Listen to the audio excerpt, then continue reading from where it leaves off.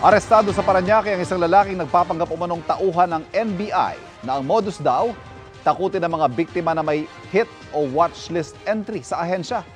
Nakatutok si John Consulta. Posas.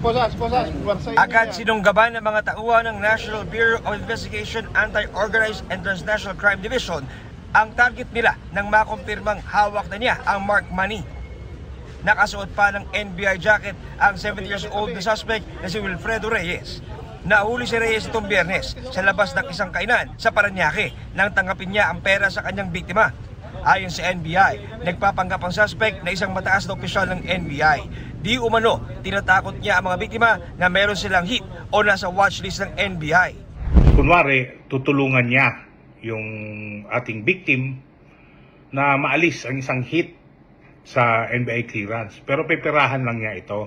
Nakuha sa suspect ang isang peking NBI ID, badge at baril na walang permit to carry outside of residence.